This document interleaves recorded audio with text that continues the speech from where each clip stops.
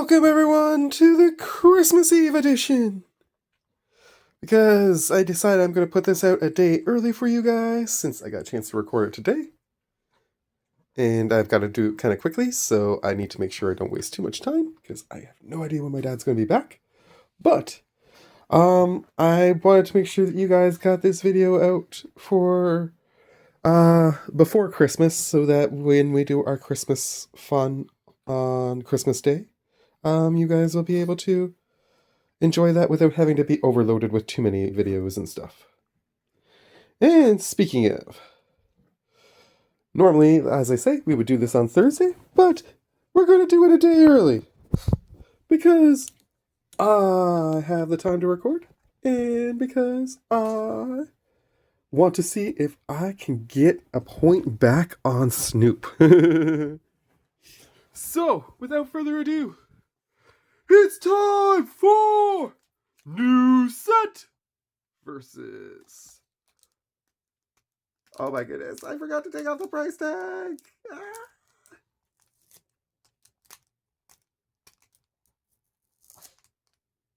Good enough. Versus Old Set. Oh, I forgot to check to make sure the price tag was off before I tried to start this video. Well, as always, you can count on me to do the silly thing in the video. I hope you guys are doing well. I hope that you guys are stoked for your Christmas plans, whatever they may be. My brother is going to be over tonight for supper with me and my dad. And then, unfortunately, my Christmas plans fell through because my mom is very sick, apparently. So I've been told not to go over there. So I'm going to be having dinner with my dad on Christmas as well. And then I don't know what I'm doing for the other 2 days that I'm off. I actually have a 4-day weekend this weekend because of how Christmas fell on Thursday. And my company also gives us off Boxing Day, which honestly surprises me because I figured if anything, Boxing Day would be one of the more busy days for us. But meh, I'm not going to knock it. Anyways, last episode, Snoop took the lead with his Zendikar Rising 1-0. We pulled one of those incredible, what do you call those? Damn it.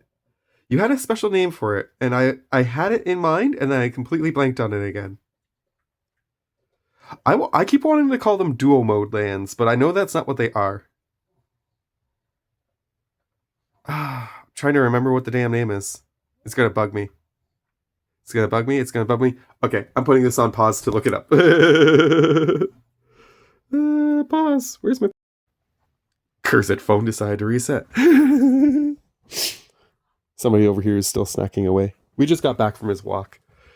I actually, I'm like really exhausted. Basically, the video you guys saw on Tuesday, I filmed in my car on the way home from work because I had pulled over on my way home. I drove by my house on the way home and saw that my dad was still here. So I pulled over into the parking lot of the mall to do that one. And then I came home and found out he was going out anyways. But what I was talking about before was the pathway lands. That's what Snoop calls them. So we pulled a huge pathway land last time. I'm hoping we can keep pulling those, to be honest. Those are kind of neat. I really like those. But at the same time, I, of course, am not going to lie. This is my set, and I really want my set to get a point today. So, yeah. On the one hand, I would love to pull one of those lands, but I don't think that land is the only card that can win it for you, Snoop, so you better pull some other hot stuff if you're going to take the second point. We will start with Snoop's pack because Snoop won last round. And when I say Snoop, I mean Zendikar Rising, for the record. I just keep calling it Snoop's set because this is the set that Snoop picked to go against my avatar. I keep forgetting whether there's a pack trick for yours. I think there might be. No, there's not. Okay. I don't know why the thing is set up the way it is, but alright, here we go. We got a cool art card to start us off. I believe that's one of the Omnaths, but I'm not sure which one. I have one of the Omnaths for one of my decks. We got a cool island to kick us off. That's pretty neat. I do like the full art island on this. We got a Molten Blast. It either deals 2 damage to target creature or planeswalker, or you destroy an artifact at instant speed, 2 in a red. It's decent. I wouldn't say it's a hit, but it's decent. I do like Inordinate Rage. It's not bad, too. 1 in a red gives you +3/+2, and you get to scry 1. If anything, that's actually better than this one, in my opinion. I'm going to put that one mid, actually. I'm going to put this one up. Scavenged Blade. 1 in a red. When this thing enters the battlefield, attach it to target creature. Well, that's nice, so you don't have to pay the equip cost until later, which is kind of expensive. 2 in a red. And you only get +2/+0. I'm going to mid that. If you got backside, I would give that top, but meh. Broken Wings. Also kind of a meh card. 2 in a green. It does do artifacts, enchantments, or creatures with flying. So, I mean, there's a few other cards that do this too, but it's not bad. I'm always annoyed by the whole creature with flying thing in green. I know it's just because green is so weak against those, but I would prefer if it just targeted a creature in general, or a creature with base power and toughness something, or a mana value. The specific flying thing makes it just really challenging to use that mode, I find. Anyways. Cliffhaven Kite Sail. 1. When this thing enters the battlefield, attach it to a creature. Nice. Equip 2, which is okay. At least you're not having to put it into a specific color. And the equipped creature gets flying. I do like that. I'm going to top that one. Even though the equip cost is a little bit expensive for only getting flying, flying is still pretty solid to gain. So, you know what? Whatever. Plus, there are a lot of decks that require like a whole bunch of equipment in order for you to get bonus power and stuff. So, one that just gives you flying means that you've got plenty of room for other ones. Like Ravager's Mace, apparently. 1 black and red. Enters the battlefield, attach it to a creature. Equipped creature gets +1/+0 for each creature in your party and has menace. I mean, that's not terrible if you're actually playing a party deck, which I never, ever have built. Again, I don't know why you have to get 0 on the backside, though. It just makes your creature super weak to whatever it's going to be blocked by. I'm going to mid that. Ooh, we got a double face card of some sort. Colony Ambush. 2 in a green for an instant. Target creature you control fights target creature you don't control. I'm not a huge fan of fight spells. And the other side is just a land, apparently, that comes into the battlefield tapped. Yes, it does. It has a really cute artwork, so I do like that. But I don't know, I'm not a huge fan of this card, to be honest. I'm still going to put it up here, but so far I don't really feel like we've had any like major hits for Snoop today. We need to pull something good, Snoop. Otherwise, you might be struggling to get point today. 2 in a blue with kicker 2 in a blue. Draw 2 cards, but if it was kicked, you get to draw 3. See, that's just terrible because the kicker gives you not really much of any value. The first part's decent, especially because you don't have to discard, but I mean, I'm still going to mid that because the kicker is dumb. If the kicker was like +1 or plus another blue, sure, but Nahiri's Binding. 1 and 2 white. Enchant creature or planeswalker. Enchanted permanent can't attack or block, and its activated abilities can't be activated. It's decent. It's not amazing, but it's decent.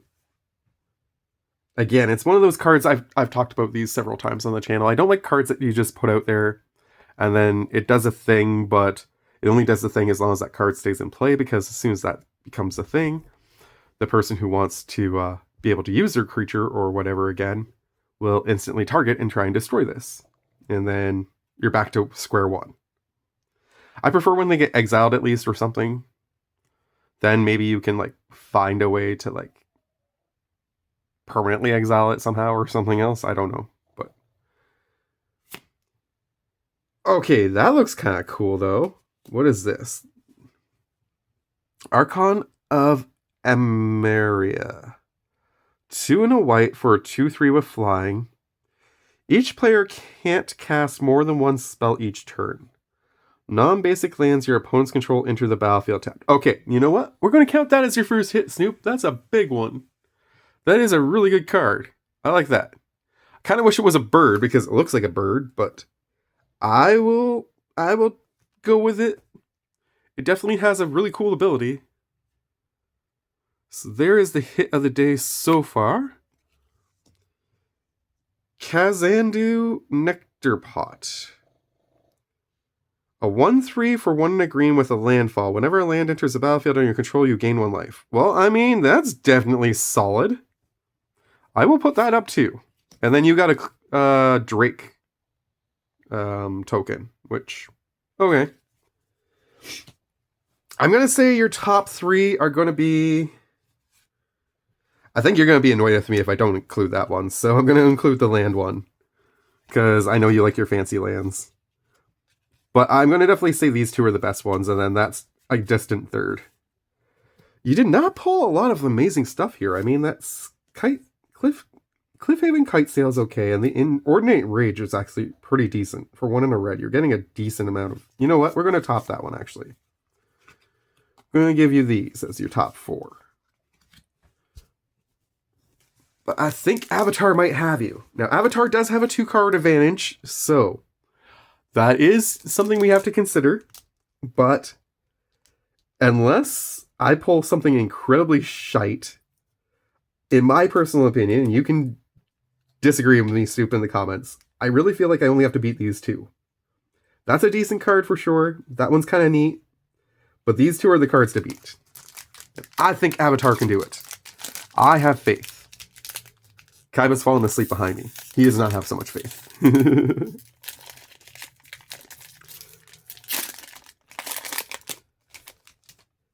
Alright. Now, Avatar does have a pack trick, if I remember correctly. So we gotta go 1, 2, land, good card, those 4 there. Okay. Should be good now. Starting ourselves off with an octopus form. Blue gives target creature +1/+1 and hexproof until end of turn, and you get to untap it. Decent card for the top pile. Is it competitive? No. Not by any means. But it's a decent card for the top pile. Rabaroo. We've pulled Rabaroo so many times, we really don't need any more Rabaroos at this point. But I do love this card still because it's cute. I'm putting it in mid, though. Sold Out. Exile target creature. If it was dealt damage this turn, create a clue token. Yeah, okay.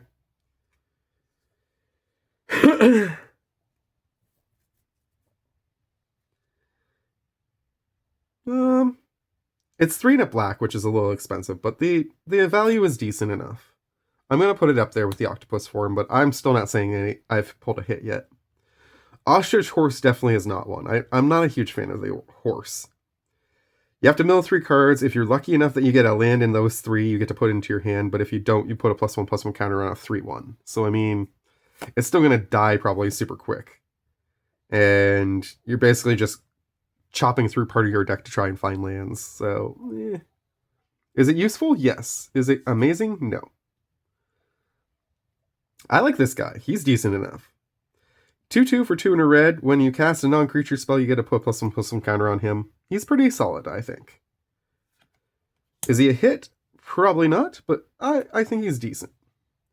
Earthbending Lesson. 3 and a green for a sorcery that lets you Earthbend 4. The value is good. It's not a hit. The boar is still the better card, if anything. I'm going to put the boar over here just in case I really hit nothing. But, right now, yeah, we're still hitting nothing. Fire Nation Raider, 3 and a red. Raid, if you attack this turn, you get a clue token when this thing enters, and it's a 4/2. Meh. I really don't like things with small butts. The one thing I'm going to say that I don't like about the Avatar series is I'm noticing a lot of the creatures have smaller butts. And I find that really annoying in this set. But it is what it is. I'm just saying. In my personal opinion, I think that there was too many cards with small butts for this series. Ooh, he pulled a Heibai! Okay, I'm counting this as one of my hits. 2 and 2 white or black or a mix of the two for 3/3. Bear Spirit. Whenever Heibai attacks or enters, you may sacrifice another creature or artifact. If you do, put 2 +1/+1 counters on Heibai. When Heibai leaves the battlefield, put its counters on target creature you control. I love this guy. In the actual anime, Heibai is one of my favorite spirits.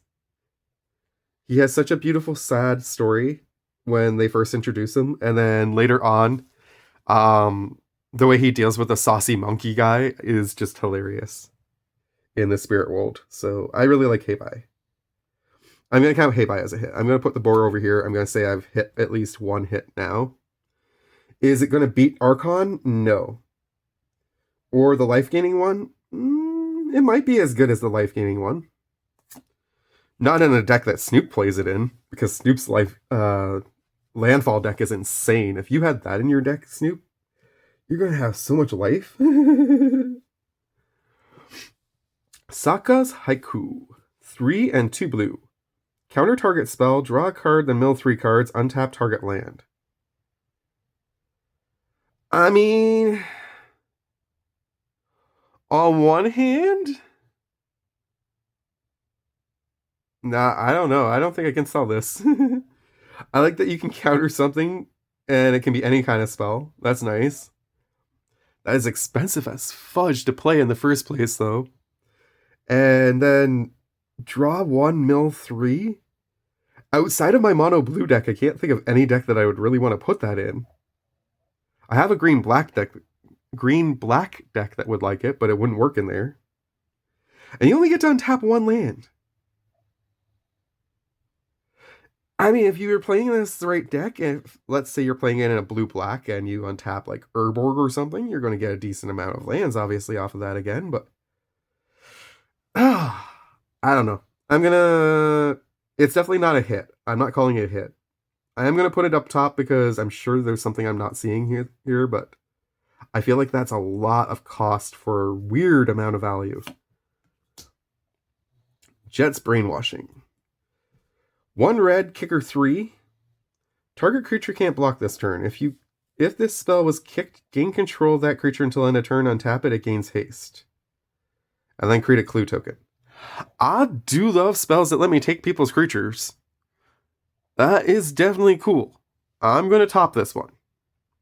Because even if you don't decide to do that part, you're still going to make the creature not be able to block, and you get to create a clue token out of it. For 1 red, I think that's decent. Is it beating any of your stuff? No. But, I mean, I'm getting kind of desperate for hits, so... Daily Agents. 3 green and black for a 3/4. When this creature enters Earthbend 1, then Earthbend 1 again. When this creature attacks, each opponent loses X life and you gain X life, where X is the number of creatures you control with +1/+1 counters on them. Okay, that is sick. If you can find a way to keep this creature from dying whenever you attack, you're going to drain the frickin' board for a massive amount. Assuming that you're playing this in the right kind of deck, where Earthbending is important, and etc., etc. Yeah, I'm counting that as a hit. I still think Heibai is better, but I'm definitely counting that one. I think that's even better than Jets. But I'm going to leave Jets there for now in case the next couple cards suck. We should be getting into the really good stuff, though, so hopefully, fingers crossed, I get something major. Here is my food token, and the other side is, oh, cute little bear! Oh, I like the bear. Okay, we're going to look at the bear before we pull the major pulls. Hollow should be next, and then we should get the final pull of the day.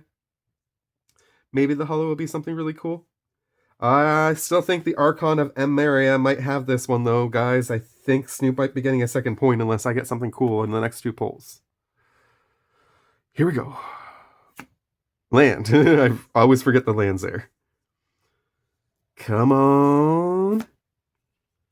Hama the Bloodbender. Okay, that is pretty sick. 2 in a combination of 3 blue or black. When Hama enters, target opponent mills 3 cards. Exile up to 1 non-creature, non-land card from that player's graveyard. For as long as you control Hama, you may cast the exiled card during your turn by waterbending X rather than paying its mana cost, where X is its mana value. That is pretty cool. That I'm definitely counting as a hit. I'm going to knock out Jet's Brainwashing. I'm going to say that these 3 are my hits currently. And I'm hoping that the one behind this is going to be even better. Tylee Chi Blocker. Sorry.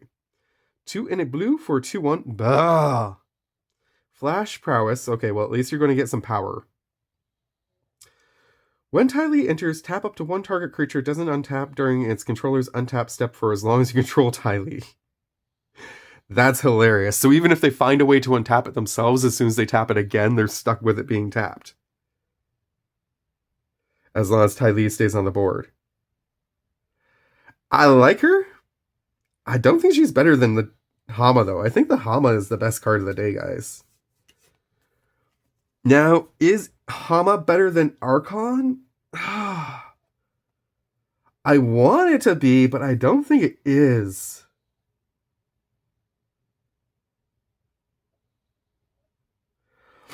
I mean, the Archon is insanely limiting, but it does limit the person who controls it too. So if I play the Archon, even I can only play one spell per turn. It doesn't affect my non-basic lands though. It only affects my opponents, but it does limit me to one spell per turn, which I think that's kind of crazy, to be honest.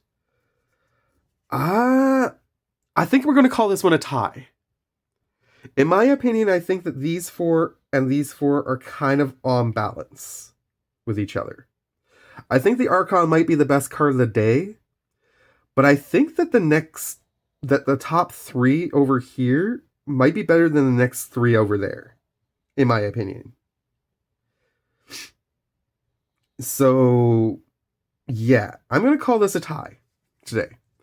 Let me know in the comments if you agree or disagree. Maybe you think that Avatar should get the point. I would love to hear your feedback, Snoop, especially, because I think that's only fair that you get a vote in this, since you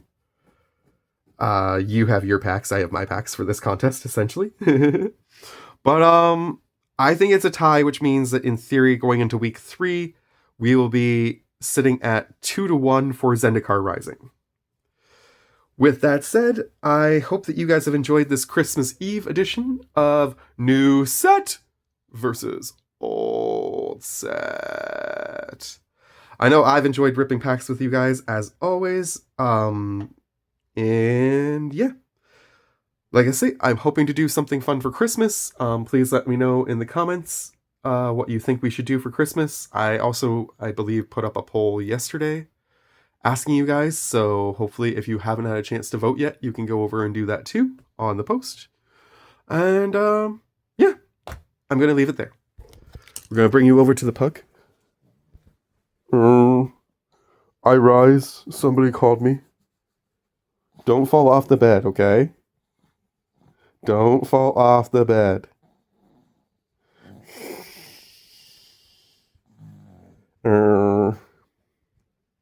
You're a beautiful boy, you know that? Everybody thinks so. Yes, they do. Much love to you all from Kaiba over here, and myself to you. Take care. I hope you guys have a wonderful Christmas Eve, and I look forward to seeing you guys if I can get something going on Christmas Day. Okay. Thank you for watching. Bye.